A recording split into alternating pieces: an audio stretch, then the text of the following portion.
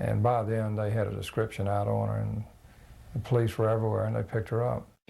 Aileen pleaded guilty to robbery with a weapon and was sentenced to 3 years in prison. She spent her time reading the Bible, complaining about being shut in with lesbian inmates, and waiting to get back together with her boyfriend.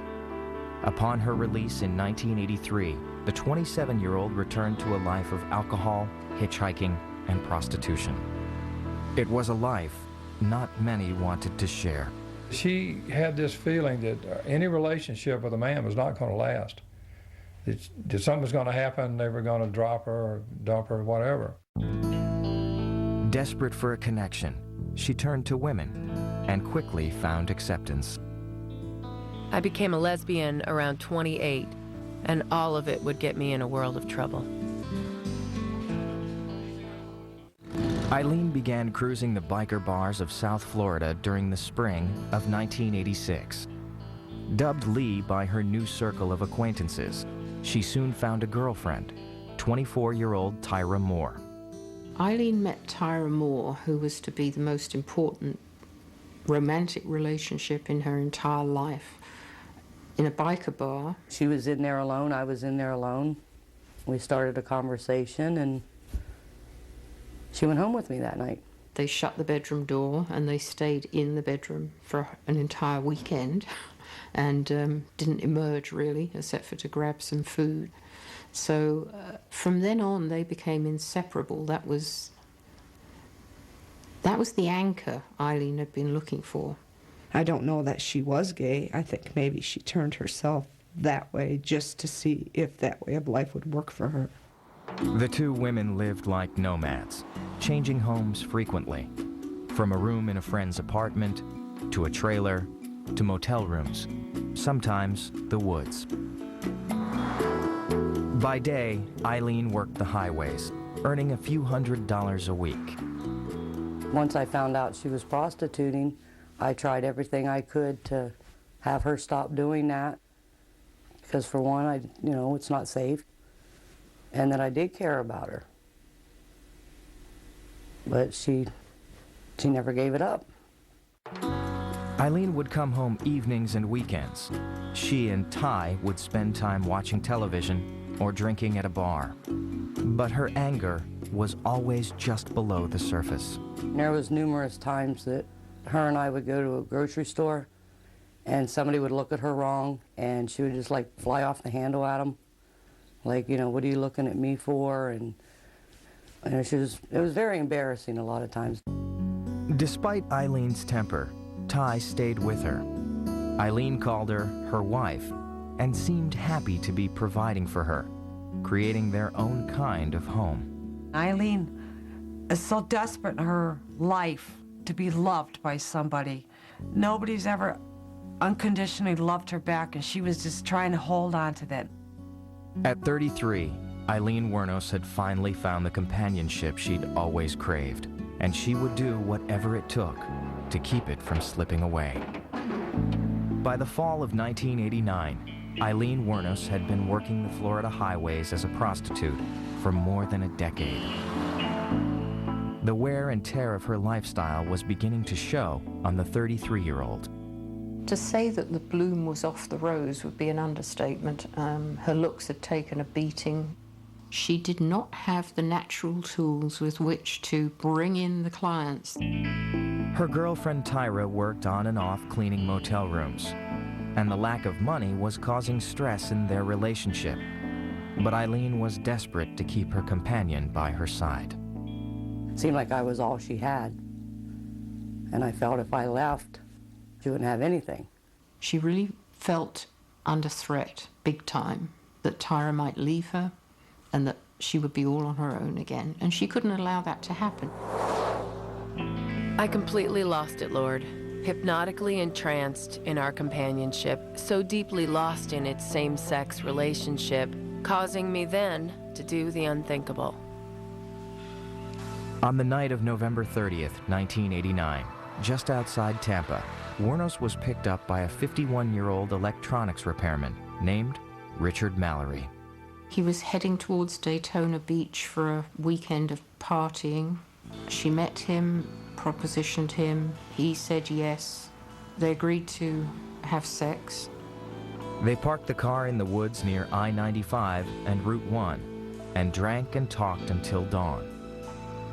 It was only then that Wuornos pulled out the .22 caliber handgun she had brought with her and shot Mallory 4 times in the chest and back. After rifling through her victim's pockets and stealing whatever money he had, Wuornos covered his lifeless body with carpet she found nearby and drove away in his car. When she got home, she told Tyra what she had done. She had told me that she had killed someone, and I didn't believe her because of the way she talked about it. I didn't think she had it in her, really. Later that day, Aileen and her girlfriend piled all their possessions into Mallory's car, abandoned their room, and moved into a new place. Then Aileen took the car, methodically wiped clean of fingerprints, and dumped the things that were in the car, covered them with sand, and then dumped the car at yet another site. Police would find Mallory's abandoned car the next day, and his corpse 2 weeks later in Volusia County. But with no leads, the case remained cold. Tyra never went to the police to report her lover's confession and stayed by Wuornos' side. I thought at that time that, okay, she has all the frustration out of her system for whatever reason she hated society, that she'll be okay. But obviously she wasn't. Obviously it was just the turning point, and she figured she got away with it once, she would keep doing it. After a 6-month break, Wuornos would strike 3 more times, robbing and killing David Spears, Charles Carskadden, and Peter Sims in much the same way. She would either find her victims when she picked them up as a John, or she would stand by abandoned cars on the side of the road and motorists would stop and pull over thinking that she was a female in distress. Once she'd decided this was going to be a victim, ascertaining that they had the cash that she needed, she was all ready to go. Some serial killers include rape or torture. In this case, Aileen included robbery. She was making money. She would go home with these bills of money and wave them at Tyra and say, look, now I can pay the rent. Look, now we can party. Everything's going to be all right. I was afraid of her after a while, that if I tried to leave, that she would, you know, do something. The string of murders baffled the police. At first, they weren't even certain they were dealing with one killer. The fact that we did not catch her is simply because she was unique in her style, that she was a female, that she did leave the body away from the car, and it made it hard to put it all together.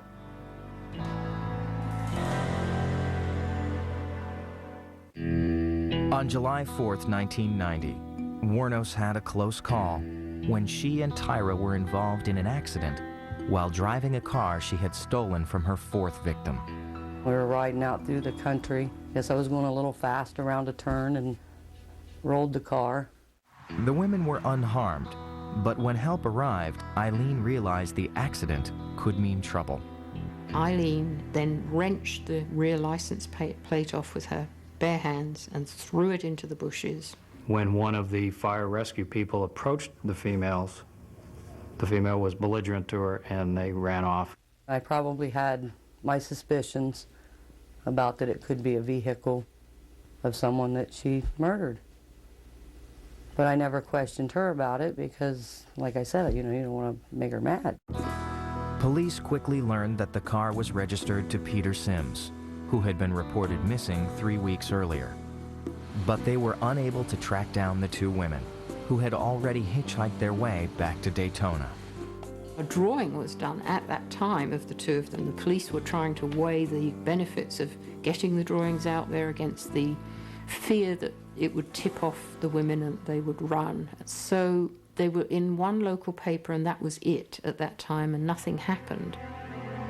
Over the next 5 months, Wuornos would kill another 3 men. It was now becoming apparent to Florida authorities that they had a serial killer on their hands. The victims were found in 5 different counties, all shot with a .22 caliber handgun. Desperate for leads, police decided to release the sketches of the two women statewide. When the composites are put in the newspaper, we start getting a lot of calls from the Daytona Beach area, from the Port Orange area, indicating that they were seen. At that point, Tyra fled the state, heading north to Pennsylvania to stay with her sister, and leaving Aileen to fend for herself. I knew I had nothing to do with any of this, and I had to leave. It's like I have to get away from her. You know, she's not going to ruin my life. Aileen was on her own, desolate. She didn't know the game was up, but she was out of steam, she was out of money, she was out of energy, she was out of strength, she was heartbroken because Tyra had left her. In late December, detectives discovered pawn shop records of items Wuornos had stolen from her victims. It was the break police had been looking for. She was identified through her thumbprint on the pawn shop ticket. Police now knew they were looking for Aileen Wuornos. They followed her for about 2 days. Then they made their move. We learned that the bar where she's been hanging out for the last 24 hours, they're going to have a large pig roast and a biker gathering. So with her history, we're concerned that she's going to end up on the back of a bike and be off and we'll never find her again. On January 9th, 1991, at this Port Orange bar, aptly named The Last Resort, Aileen Wuornos was finally arrested. She would soon find herself caught between wanting to fight her case and needing to protect the woman she loved. Tyra, listen, you just go ahead and do what you gotta do, okay? Between November 1989 and November 1990, Aileen Wuornos killed 7 men along the highways of Central Florida. Aileen was a predator just like any other serial killer. She was out there to take lives for her own personal gain. With Wuornos now in custody, investigators turned their attention to finding her lover, Tyra Moore. They quickly tracked her down near Wilkes-Barre, Pennsylvania. Well, I was very cooperative. Anything I knew, I told them. I knew I didn't have anything to hide, because I knew I was nowhere around her when she did any of this. We really had no evidence that she was knowingly participating in the robberies or the killings. Tyra did confess to knowing about at least one of the murders, yet the prosecution decided not to charge her with any crime. But that leniency would come with a catch. Moore would have to help the investigators ensnare her former lover. They arranged me to write a letter to Lee and give her the phone number of the motel I was staying at so she could call me, and she did. Their first call came on January 14th. Hey, Ty? Yeah. What are you doing? Nothing. What the hell are you doing? Nothing. I'm sitting here in jail. Yeah, it's what I heard. I wanted to know where she was going with it. Is she going to try to pin this on me, or is she going to, confess? Tyra told Aileen that police were harassing her family. There's been officials up at my parents' house asking some questions. Uh-oh. And I'm getting scared. I think what happened, there was pictures in the newspaper. Mm-hmm. And it was a case of mistaken identity. As the calls continued, Tyra became more insistent that the police were after her and her family. Wuornos began to suspect she was being tricked. Listen, I gotta ask you something. Is there anybody in that room? No, just me. What? What? Is there anybody in your room? No.